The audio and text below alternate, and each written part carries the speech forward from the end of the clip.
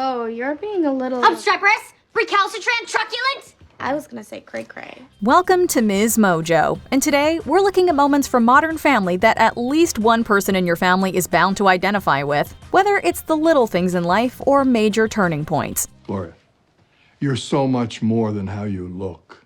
That's what you say to people that are not that pretty anymore. Number 10. Walking around a broken step.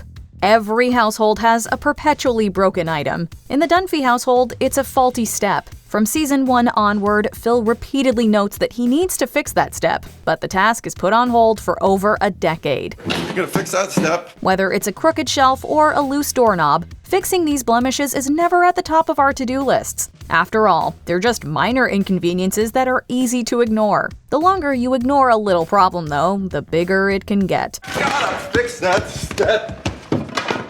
You probably won't notice how big a problem has gotten until somebody gets their foot stuck in it. This is exactly what happens in season 11 when Claire falls through the step just as Phil committed to repairing it. I'm not cutting my leg off. Think about how fast you would run with a robot leg. Luke, your mom's not getting a robot leg. She'd need 2 or she'd just run in circles. Number 9. Realizing your child is no longer a virgin. A lot of parents will always view their children as precisely that, children. Yet a parent is bound to see their child at least a little differently once they become sexually active. Funny, I used to think it'd be years until everyone was ready, but I guess I was wrong and naive. Like most subjects, this sitcom tackled the loss of virginity through a modern lens. Claire is understanding when she learns that Haley and Dylan consummated their relationship. After Alex accidentally spills the beans to Phil, though, it's an awkward adjustment for everyone. Don't worry, girls, we're not gonna deprive ourselves just because Haley's a virgin. Oh, Haley's a virgin. I thought you said... Never mind. Phil doesn't scream or shame Haley, but the ensuing silence can be almost as uncomfortable. It isn't until later that Phil finds the right words that he should have said from the get-go. Phil still manages to convey that he loves and trusts Haley, reaching a relatable reconciliation. Do you want the counter or booth? Whatever seems right to you. I trust you. Number 8. The chaos of getting a family photo. Getting a family photo shouldn't be that hard. You all pose for a few minutes and you're done, right? As we see in the season 1 finale, assembling your family for a photo is more like wrangling wild horses. Oh my God, are you kidding me? What's more, the horses all have to wear matching outfits, remain still, and smile. Even when everyone finally shows up, there may be some buried tension and hostility that arises at the worst time, making it hard to keep up the happy family facade. Phil, not now. Yes, now. I don't want to look at this picture when I'm 80 years old and you're long dead and know that you were angry at me when we took it. You can often tell which family photos were orchestrated to the point of feeling artificial and which ones captured a genuine moment of family bonding. In this case, the family gets their Kodak moment once they decide to roll with their imperfections. I had this mental picture of the family that if I was lucky enough, one day I would end up with. Perfect wife, perfect kids. Guess what? I didn't get any of that. Wound up with this sorry bunch. And I'm thankful for that every day. Well, most days. Number 7. The emotions following a near-death experience. Even if you're lucky enough never to be involved in a horrible car accident, many of us can identify with close calls. Why does everything with him have to be so dramatic? The Dunphys and Manny experience that sudden jolt when an average noisy car ride nearly turns into a collision. Everybody processes that almost fatal crash in different, yet relatable ways. For many, a near miss with death is a wake-up call. But when a man misses his own near miss, he truly sees what he's been missing. Luke evaluates the things he's put off, Phil is motivated to take more chances, and Manny is afraid to get back into a vehicle. Haley's just relieved that her phone survived. Oh my God!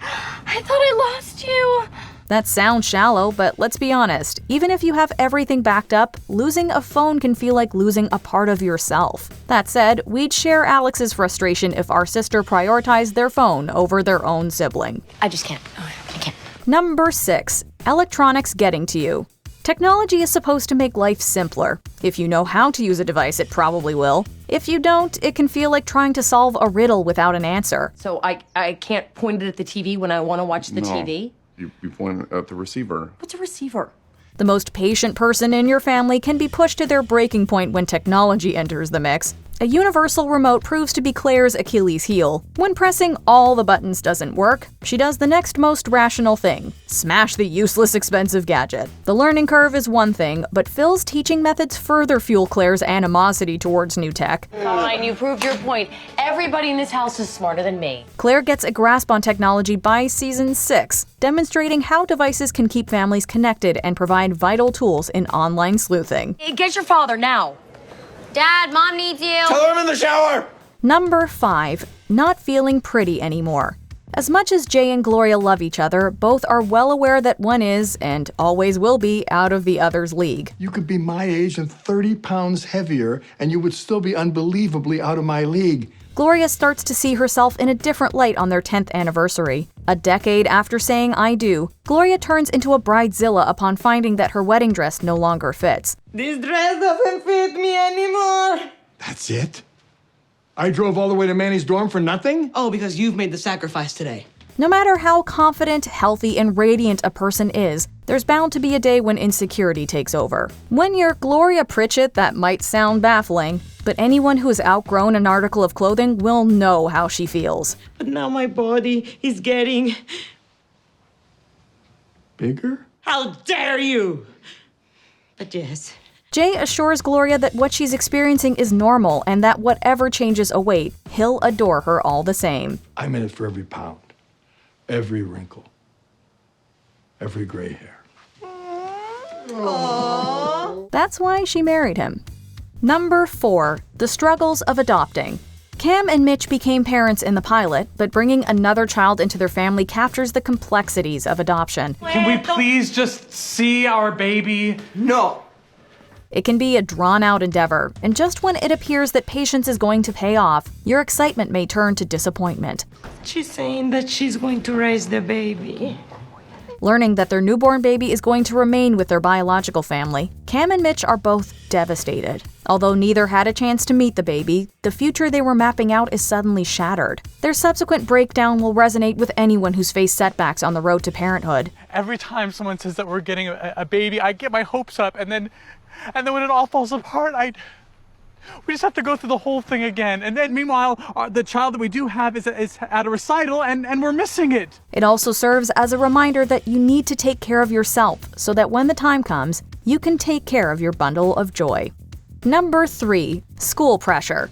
For some, a sweet 16 is a time to cut loose. For Alex, it's more like a midlife crisis as the pressures of schoolwork manifest into a smashed cake. I really need to focus. There is a 16-year-old science prodigy studying cancer research at Johns Hopkins. 16! What am I doing? I'm eating cake! Being the most gifted Dunphy child, one might assume that school comes the easiest to Alex. It isn't until Claire sits through one of Alex's advanced classes that she realizes school can be just as stressful as a full-time job. Now, a list of practice tests I recommend the students take before then. 3A, 4C, 12A through F, 18D, 19A, 23C, 24G, 25H, 26A. Meanwhile, Alex unpacks her internal and external pressure in therapy, getting to the root of her breakdown. Alex feels as if she can't confide in her family about her struggles, figuring that they wouldn't understand. I feel kind of alone. When Claire recognizes the pressure her daughter must experience, Alex feels seen, and so do any viewers who've taken the SATs. I don't know how you don't have a meltdown every day. Oh, honey. Sweetie, what? Did I say something? Yes. Thank you. Number 2. Missing your family at college. Throughout high school, all you wanted was some distance from your family. Arriving at college, that dream finally comes true, and it lasts about 5 minutes until loneliness creeps in. Take a lesson from parakeets. If you're ever feeling lonely, just eat in front of a mirror. Looking around a dining hall of strangers, it dawns on Haley that she's in a new, intimidating environment. Her parents might not be there to hold her hand, but they're only a phone call away. Before Phil and Claire even get home, Haley gives them a ring, just wanting to hear their voices. Haley. Hi, honey. You okay? Yeah. Where are you guys? Almost home, honey. While Haley's relieved to know that her parents are always there for her, Phil and Claire take solace in knowing that they haven't lost their little girl. Every family member grows up, but that doesn't mean you have to grow apart. I love you guys. We love you too, honey. So much. Bye. Bye, Haley. I'll miss you. Before we unveil our top pick, here are a few honorable mentions. Getting rid of an aging car. Being long past its prime doesn't make letting go any easier. I'm just being realistic, but we're gonna need to lower the asking price. Annoying smoke detectors. Yeah, we know they're important, but whenever we hear one, we get fired up. Guess that one won't be chirping anymore, will it? Paying the bill at dinner. There's always that one couple who never reaches for the check. Let's get some champagne. Let's do it. Having an empty nest that's still full. Even when the kids move out, alone time is just out of reach. Drive. What about Alex's pills? Drive. Trying to have it all. That moment when career and parenthood unexpectedly collide. Did you ever regret having me when you did? Like how it kind of derailed your career? I didn't love it at first. But then saw this face. Before we continue, be sure to subscribe to our channel and ring the bell to get notified about our latest videos. You have the option to be notified for occasional videos or all of them. If you're on your phone, make sure you go into your settings and switch on notifications. Number 1. Jay accepting Mitch.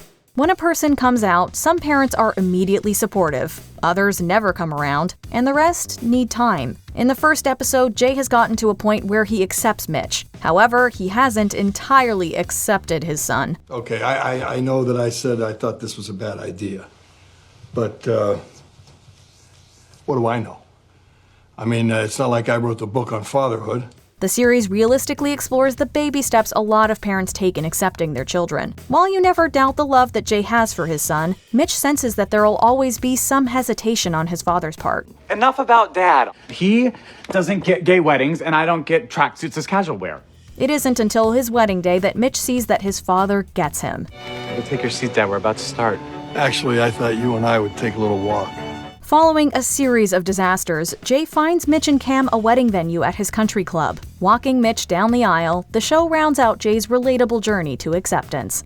Which Modern Family moment reflected your life? Let us know in the comments. Being a mom is like being a model. You have to learn how to live on crumbs. Do you agree with our picks? Check out this other recent clip from MsMojo. And be sure to subscribe and ring the bell to be notified about our latest videos.